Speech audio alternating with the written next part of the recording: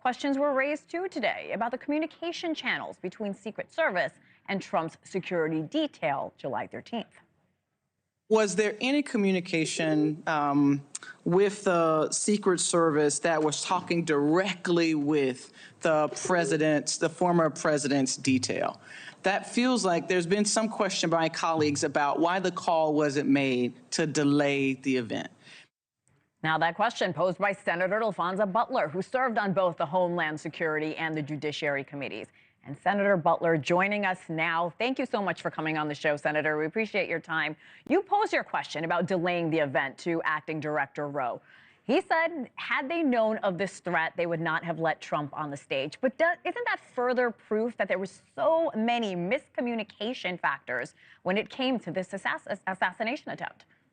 That's exactly the right point. And I wanted to give the acting director the opportunity to talk about to further discuss the siloed communications that were happening between the local police and the Secret Service, the challenge of the sort of bifurcated channels where the local police were talking to each other about the work that they were doing. And there was, as referred to, an intermediary who was then communicating with Secret Service. And then, but there's no real explanation as to the delay in terms of what decision was made to keep the former president as safe as possible, delaying that event while they had, continued to investigate the suspicious person who we later found out to be the shooter, Mr. Crooks. And so you're absolutely pointing this out, and we've got to get down to the bottom of what happened so that we can make sure that it never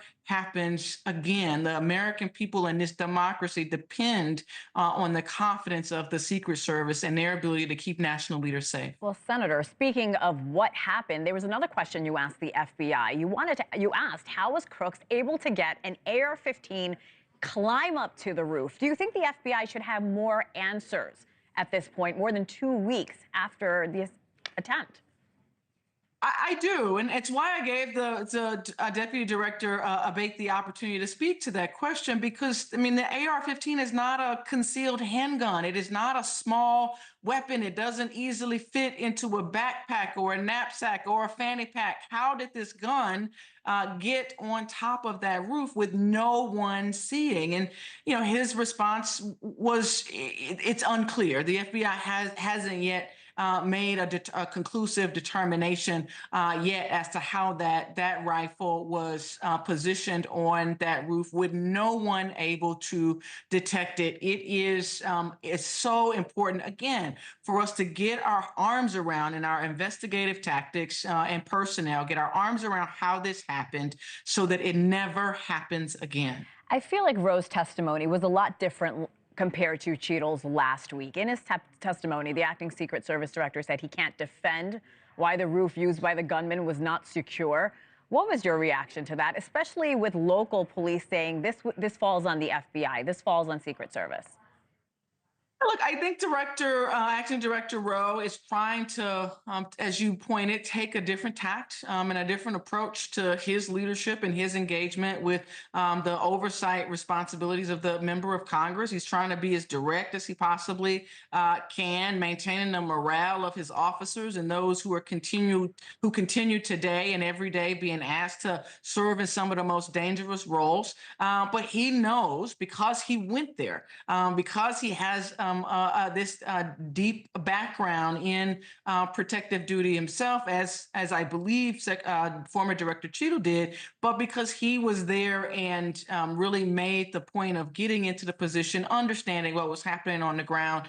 We have a more sense of confidence in the acting director's approach to this, his commitment to policy changes, his commitment to accountability.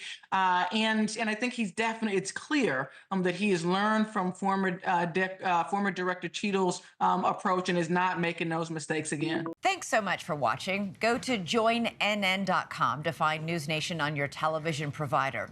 And don't forget to click the red subscribe button below to get more of NewsNation's fact-driven, unbiased coverage.